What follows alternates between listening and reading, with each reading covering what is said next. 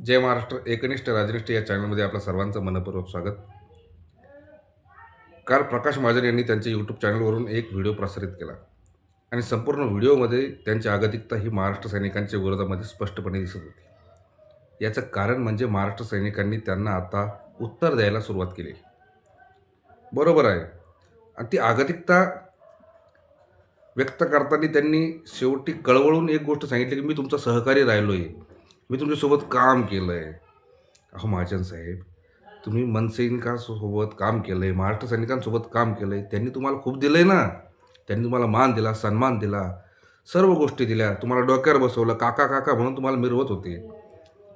आणि तुम्ही आता पक्ष सोडल्यापासून सन्माननीय राजसाहेबांवरती बोलण्याचं एक चान्सही सोडत नाही.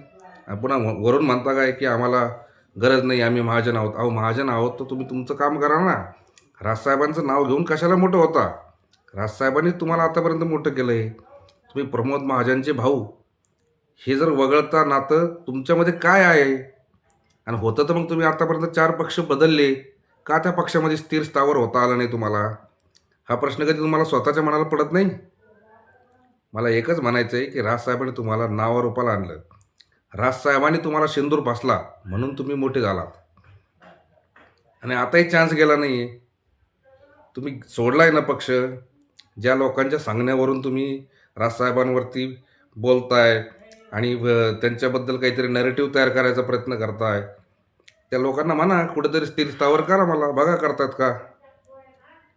अहो तुमची योग्यता ही फक्त काय कामापुरती आहे ना, त्या लोकांना देखील माहिती आहे.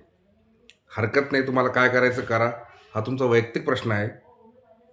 पण मला एकच म्हणायचं की राजसाहेबांच्या नावाशिवाय तुमच्या आयुष्यात प्रकाश नाही आहे.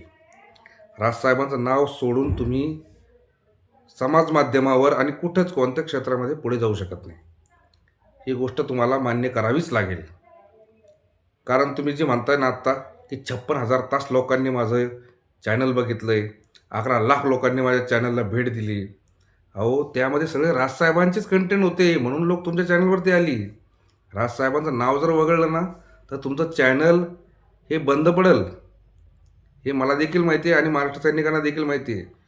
आणि तुम्ही काय म्हणता माझ्याकडं पैसा आहे, मी पत्ते खेळेल. अहो तुम्ही पत्ते खेळा, भाया नाचवा, आम्हाला त्याच्याशी काही देणं घेणं नाही आहे. पण तथ्यहीन पद्धतीने राजसाहेबांवर बोलाल तर ज्या भाषेत बोलाल त्याच भाषेत तुम्हाला उत्तर हे 100% मिळणार म्हणजे मिळणार. एवढंच बोलतो. जय हिंद, जय महाराष्ट्र.